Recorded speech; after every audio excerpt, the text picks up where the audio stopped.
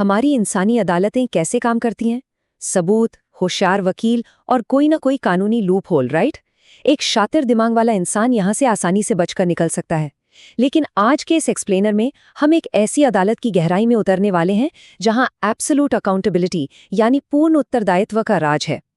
गरुड़ पुराण के 5वें अध्याय पर आधारित आज का हमारा ये विश्लेषण एक ऐसी ब्रह्मांडीय न्याय व्यवस्था को डिकोड करेगा जो बिल्कुल गणित की तरह सटीक है। सीरियसली, यहाँ कोई लूपहोल नहीं है, कोई जमानत नहीं मिलती और कोई ग्रे एरिया तो बिल्कुल भी नहीं है। अब जरा सोचिए, क्या होगा अगर ब्रह्मांड का सीसीटीवी कैमरा कभी बंद ही ना हो? सुनने में थोड़ा डरावना लगता है ना, पर हकीकत यही है। एक ऐसा सिस्टम जहां कोई स्विच ऑफ बटन है ही नहीं और आपका हर एक कर्म लगातार बिना रुके रिकॉर्ड हो रहा है। ये प्राचीन विज्ञान पूरी तरह से कॉज एंड इफेक्ट यानी कार्य और परिणाम के अचूक नियम पर काम करता है। मतलब आपने जो किया है उसका सटीक फल आपको मिलेगा ही मिलेगा। कोई बहाना नहीं चलेगा, सिर्फ सीधा और साफ हिसाब। तो चलिए इस सजा के सफर में सबसे पहले उस दहलीज की बात करते हैं जहां से ये सब शुरू होता है। ये है ब्रह्मांड का फाइनल फिल्टर, जिसे हम वैतरणी नदी कहते हैं। देखिए, सजा का पहला चरण सीधे किसी अंधेरी कोठरी से शुरू नहीं होता। सबसे बड़े अपराधियों को पहले वैतरणी नदी पार करनी होती है, जो असल में उबलते हुए खून की एक खौफनाक नदी है। अब सवाल ये है कि ये नदी किन के लिए है? ये उन आत्माओं के लिए है जिन्होंने न्यास का उल्लंघन किया है। न्यास का मतलब है एक पवित्र धरोहर या किसी का अटूट विश्वास। सोचिए, प्राचीन काल में जब कोई डिजिटल कॉन्ट्रैक्ट्स या स्टैम्प पेपर नहीं होते थे, तब पूरा समाज सिर्फ विश्वास पर ही तो टिका था। ऐसे में किसी की धरोहर को हड़पना या किसी का भरोसा तोड़ना सिर्फ एक इंसान को धोखा देना नहीं माना जाता था, बल्कि ये पूरे समाज की नींव को तहस-नहस करने के बराबर था। और इसी सर्वोच्च अपराध के कारण आत्मा को सीधा इस भयानक कॉस्मिक फिल्टर में धकेल दिया जाता है। इस नदी में गिरने वाले महापापों की लिस्ट में एक बड़ी ही दिलचस्प चीज है। शारीरिक अपराधों जैसे महिलाओं या अजन्मे बच्चों के खिलाफ अपराध या फिर माता पिता का अपमान, ये तो हमें समझ आते हैं। लेकिन लिस्ट में बौद्धिक अहंकार और सत्य का उपहास भी शामिल है। अब आप सोचेंगे कि ज्ञान का घमंड भला इतना बड़ा पाप कैसे हो सकता है? तो सुनिए, जब प्रभावशाली लोग अपने इंटेलेक्चुअल एरोगेंस में आकर समाज को गलत दिशा में ले जाते हैं ना, तो पूरी की पूरी पीढ़ियां बर्बाद हो जाती हैं। सच कहूं तो ये वैचारिक भ्रष्टाचार समाज के मॉरल फैब्रिक को किसी भी तरह की शारीरिक हिंसा से कहीं ज्यादा नुकसान पहुंचाता है।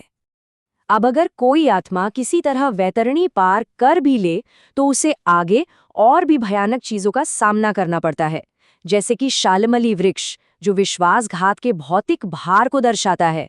शाल्मली वृक्ष की यातना डार्क पोएटिक जस्टिस का एक ऐसा भयानक रूप है जो रोंगटे खड़े कर देता है।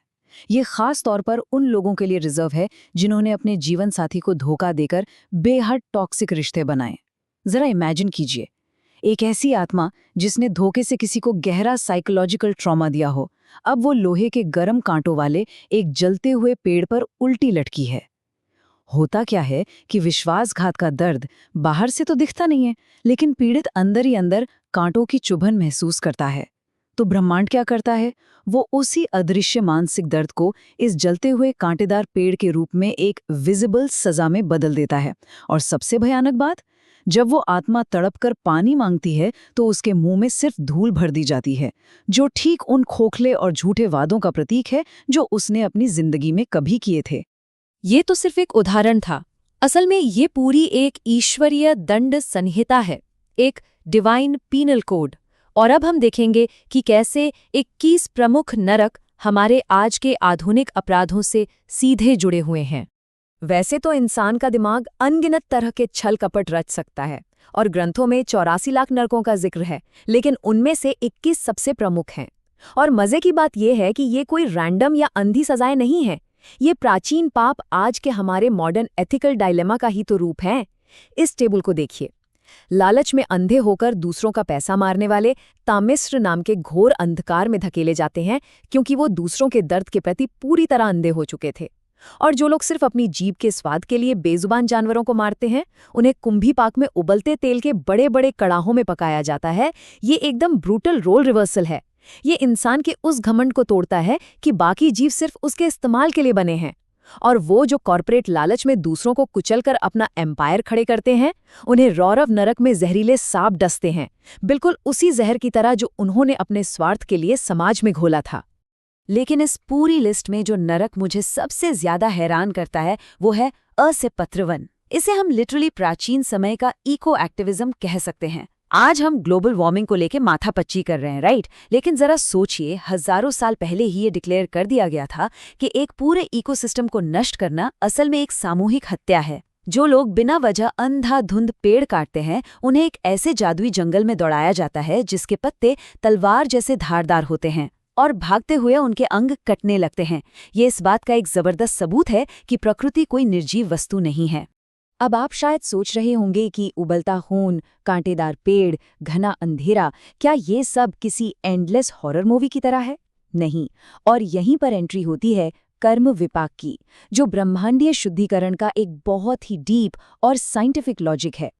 देखिए, वेस्टर्न फिलॉसफी अक्सर इटर्नल डैम्नेशन यानी अनंत दंड की बात करती है, जो ऐसा लगता है जैसे ईश्वर कोई बदला ले रहा हो और हमेशा के लिए आत्मा को निकाल दिया गया हो। पर गरुड़ पुराण के हिसाब से ये यातनाएं हमेशा के लिए नहीं होती।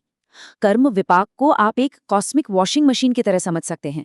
जैसे वॉशिंग मशीन कपड़ों को नफरत से नहीं बल्कि उनका मैल निकालने के लिए पटकती है, ठीक वैसे ही यमदूत कोई क्रूर विलेन या टॉर्चर करने वाले नहीं हैं। वो तो बस एडमिनिस्ट्रेटर हैं जो आत्मा की ही कर्मों का फल उसे वापस लौटा रहे हैं। ये सिंपल कॉज एंड इफेक्ट है। अगर आप आग में हाथ डालेंगे तो हाथ जलेगा ही। इसका मतलब ये तो नहीं ना कि आग को आपसे कोई पर्सनल दुश्मनी है। तो ये शुद्धिकरण का चक्र काम कैसे करता है? इसके मेनली 4 स्टेप्स हैं। पहला, आपका सांसारिक अपराध जो कारण बनता है। दूसरा, नारकीय शुद्धिकरण जो उसका प्रभाव है और आत्मा की गंदगी को साफ करता है। तीसरा स्टेप, जब आपकी सजा की म्याद पूरी हो जाती है तो आत्मा मृत्युलोक यानी हमारी पृथ्वी पर फिर से जन्म लेती है। लेकिन रुकिए, कहानी यहाँ खत्म नहीं होती। आपका बही खाता पूरी तरह से क्लीन नहीं हुआ है। आत्मा नरक से छूट तो जाती है, लेकिन वो अपने साथ पिछले पापों के कुछ निशान लेकर आती है। ग्रंथों की माने तो जन्मजात बीमारियां, बहुत ज्यादा गरीबी या शारीरिक विकृतियां, ये सब उसी पुराने बैगेज के बचे हुए निशान हैं। आप इन्हें एक तरह का परमानेंट कॉस्मिक टैटू कह सकते हैं। और ये टैटू इसलिए है ताकि उस इंसान को हर पल ये याद रहे कि भाई इस जिंदगी में सीधे रास्ते पर यानी धर्म के मार्ग पर चलना है, वरना फिर से उसी भयानक वॉशिंग मशीन वाले चक्र में फंसना पड़ेगा। एब्सोल्यूट अकाउंटेबिलिटी जन्मों जन्मों तक। तो क्या इस चक्रव्यूह से बाहर निकलने का कोई रास्ता है? बिल्कुल है, और वो इकलौता एस्केप रूट है धर्म। देखिए, ये सारा सिस्टम आपको डराने के लिए नहीं बनाया गया है, बल्कि एक गहरी नैतिक जिम्मेदारी का एहसास कराने के लिए है। और क्योंकि ये बिल्कुल सटीक विज्ञान है, तो कोई भी दिखावटी पूजा पाठ या कोई शॉर्टकट इस कॉस्मिक कैमरे को धोखा नहीं दे सकता। जो बोया है वो तो काटना ही पड़ेगा। इससे बचने का सिर्फ एक प्रिवेंटिव तरीका है, सच्चे धर्म का पालन। और इसके स्तंभ क्या हैं? सही डेली रूटीन, अटूट सच्चाई, गहरी मॉरल इंटेग्रिटी और अपने इकोसिस्टम की पूरी रिस्पेक्ट। आपकी प्लेट में क्या खाना है, जानवरों के साथ आप कैसा बर्ताव कर रहे हैं, अपने पार्टनर के साथ आप कितने लॉयल हैं, ये सब सिर्फ आपकी पर्सनल लाइफ का हिस्सा नहीं है। ये आपके प्रिवेंटिव धर्म के वो पिलर्स हैं जो कॉस्मिक लेवल पर हर सेकंड रिकॉर्ड हो रहे हैं। इसे कहते हैं अल्टीमेट अकाउंटेबिलिटी। और अब इस एक्सप्लेनेयर को खत्म करने से पहले मैं आपके सामने एक बड़ा ही प्रोवोकेटिव थॉट छोड़ना चाहता हूं। जरा सोचिए, अगर कर्म विपाक का ये सिद्धांत इंडिविजुअल लेवल पर सच है, जहां हमारे पिछले कर्म बीमारी या गरीबी के रूप में सामने आते हैं, तो क्या हम इसे मैक्रो स्केल यानी पूरी मानवता के लेवल पर अप्लाई कर सकते हैं? आज जो हम भयानक महामारियां झेल रहे हैं, क्लाइमेट चेंज का जो खौफनाक रूप हम देख रहे हैं, या जो पीढ़ियों तक चलने वाले क्राइसिस हैं, क्या ऐसा हो सकता है कि ये सिर्फ कोई साइंटिफिक कोइंसिडेंस ना हो? क्या ये सामूहिक स्तर पर पूरी इंसानियत के उन पिछले कर्मों के अनसुलझे निशान हो सकते हैं जो अब एक साथ पूरी दुनिया पर उभर कर आ रहे हैं? इस सवाल पर जरूर गौर कीजिएगा, क्योंकि एक बात तो तय है, ब्रह्मांड का सीसीटीवी कैमरा कभी ऑफ नहीं होता।